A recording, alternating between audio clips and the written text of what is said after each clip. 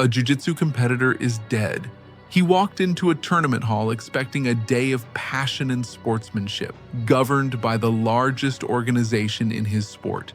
He left in an ambulance. This wasn't some unavoidable tragic accident on the mats. According to witnesses and medical experts, this was a death that may have been entirely preventable. This was a routine tournament that turned fatal, and the organization that promised to protect him, the International Brazilian Jiu-Jitsu Federation, or IBJJF, is now facing hard questions about why he's gone. This isn't just a story about a single tragedy. It's an investigation into a deep divide, the gap between the IBJJF's image of professionalism and the harrowing reality that competitors allegedly faced that day. For years, athletes have whispered about close calls and disorganized medical responses. On August 10, 2025, at the IBJJF Chicago Open, those whispers became a scream.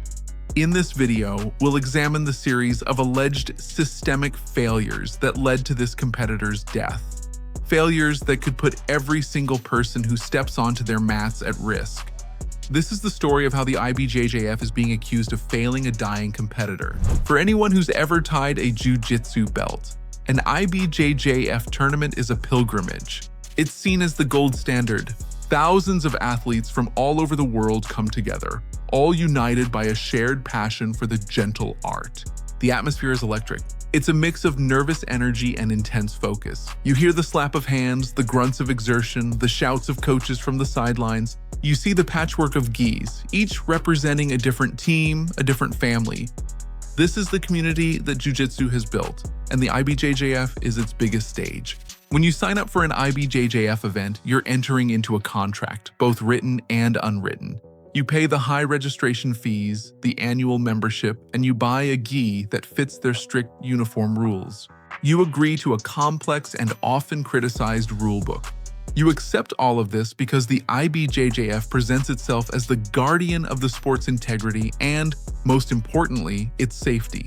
The waiver you sign is a legal fortress, designed to release them from liability for the inherent risks of a combat sport. But no waiver can absolve an organization of its basic responsibility to provide a safe environment. Competitors accept the risk of a torn ACL. They don't and shouldn't accept the risk of dying from a treatable medical emergency due to inadequate preparation. The competitor's name was Alvis E. Villarreal.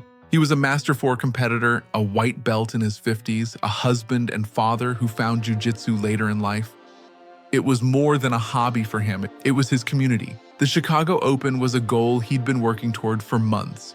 He trained early in the mornings before work and late at night after his kids were asleep. He represented the best of this martial art, dedication and the constant drive for self-improvement.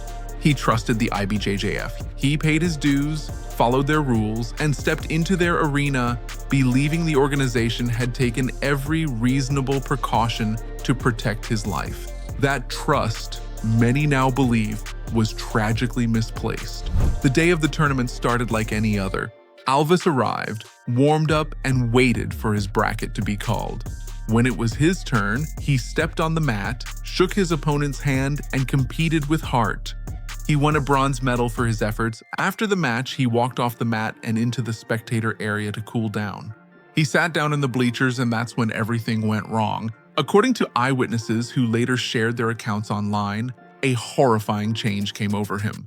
His face turned pale, his eyes rolled back, and he collapsed. He was in cardiac arrest. This is the moment where any sporting event becomes a medical emergency. It's the moment every responsible organizer must have a clear, drilled, and instant plan for. What happened next at the IBJJF Chicago Open, according to those on the scene, was not a plan. It was chaos. For what witnesses described as an agonizingly long time, there was confusion. People in the crowd tried to alert staff, but there was no immediate coordinated rush of medical professionals. Panic began to ripple through the area as critical seconds ticked by. Eventually, some help arrived, but it wasn't the response many expected. The first person reported to run to his rescue was a female officer who sprinted toward the scene. As panic rippled through the area, some spectators began performing CPR before any designated medical personnel arrived. For what witnesses described as an agonizingly long time, the response was led not by a dedicated medical team, but by this officer and by bystanders. To understand how catastrophic any delay is, you need to know what happens during cardiac arrest. Blood stops flowing to the brain. For every minute that passes without CPR and defibrillation, the chance of survival drops by 7 to 10%. After just 5 minutes, brain damage can begin. Those minutes of alleged disorganization weren't just a delay, they were a potential death sentence. And that brings us to the most critical piece of equipment, the automated external defibrillator, or AED. According to reports, an AED was eventually brought in and someone was heard shouting "clear" as it was used. But this happened only after a significant delay, and it took even longer for the event's medical personnel to reach him. The ambulance arrived much later. This is where a tragedy becomes an outrage for many. This wasn't just one person's failure, it was, as critics allege, a systemic failure of preparation.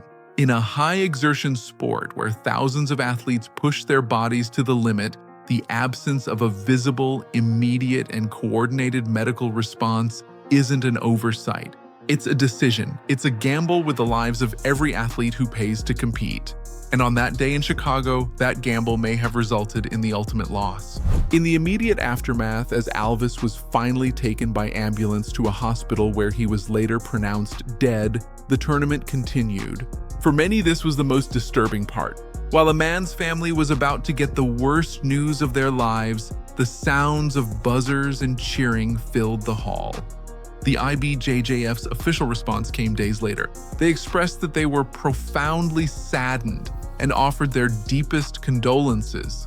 Then came the part that stood in stark contrast to the witness accounts flooding the internet. The statement claimed IBJJF staff, along with trained medical personnel and other qualified first responders, acted immediately, utilizing all available life-saving techniques, equipment, and medical protocols in an effort to assist. Acted immediately. All available equipment. For the dozens of people who said they stood by helpless, who saw a delay, who saw no marked medical station, and who saw no defibrillator, this statement felt like an attempt to rewrite history. It didn't acknowledge any of the specific damning allegations from the community. It felt like a statement designed to protect a brand, not to answer for a man's death. The outrage online was swift, but underneath the anger was a grim sense of, "I told you so." For years, some competitors had been sounding the alarm about what they saw as inadequate medical readiness. Stories began pouring in from other IBJJF events. A competitor at one tournament described medical staff who seemed to be young, inexperienced students. Another anecdote told of a medical team so busy with one injury that no one was available for another one happening at the same time. These stories, shared across forums, suggest that for some, this tragedy felt like a predictable outcome of a long-observed problem. Let's compare this to the standard in other sports. At any major marathon, you'll see marked medical tents with doctors and nurses. Many high school football games require an ambulance to be on standby. The athletic commissions that govern boxing and MMA have strict requirements for on-site physicians. The IBJJF largely operates outside the view of these commissions, creating a system where they are accountable mainly to themselves. This has led to serious questions about their medical standards. Their dense rulebook has plenty to say about gi patches, but critics argue it's far less clear about the specific requirements for on-site medical staffing and equipment. This isn't just about the IBJJF. It's about a culture in combat sports that has been slow to professionalize safety. Negligence isn't just about an injury happening. It's about creating an environment where a foreseeable medical emergency can't be properly handled. And a cardiac event at a high-exertion athletic competition is, by any definition, foreseeable. Alvis Villarreal stepped on the mat and accepted a fair contest. The biggest risk to his life wasn't his opponent, it was allegedly the indifference of the very organization he trusted to keep him safe. He wasn't let down by the sport of jiu-jitsu, but by the business of jiu-jitsu. A community's demand for change. A man is dead, and a system is being blamed for failing him. It's a system that, according to critics, prioritizes profits over people. A system that relies on legal waivers to create an illusion of safety while allegedly neglecting the basics of emergency readiness. It's a system where eyewitnesses described a critical delay in CPR and no readily available defibrillator for a man in cardiac arrest. The death of Alvis Villarreal at the Chicago Open wasn't just a freak accident to the many who have voiced their concerns. It feels like the culmination of a culture of unacceptable risk, a tragedy that competitors feel was waiting to happen. The IBJJF's carefully worded statement, which directly contradicted witness reports, was an act of public relations. But this community, the global family of jiu-jitsu, deserves more. Alvis's family deserves more than condolences. They deserve answers and they deserve change. This has to be a turning point for our sport. The power to force this change doesn't lie with the IBJJF alone. It lies with all of us. It lies with every person who buys a membership, pays a registration fee, or coaches an athlete. First, we must demand clear, non-negotiable safety standards from every tournament organizer. This includes mandatory licensed paramedics or EMTs at every event, with staffing levels appropriate for the number of competitors. Multiple, clearly marked and accessible AEDs at every venue, with staff trained and drilled in their use. A visible designated medical station that everyone can easily find. A publicly available emergency action plan for every event, so everyone knows the protocol in a crisis. Second, we have to hold them accountable. Before you register for your next tournament, ask the organizer, how many licensed paramedics will be on site? Where are the AEDs? Can I see your emergency action plan? If they can't or won't answer, don't give them your money. Your safety is worth more than a medal. Share this story, talk to your teammates and your coaches. Don't let the death of Alvis Villarreal be in vain. He was one of us. It could have been any of us. The next tragedy is not a matter of if, but when, unless we, the community, force the change that many believe is long overdue.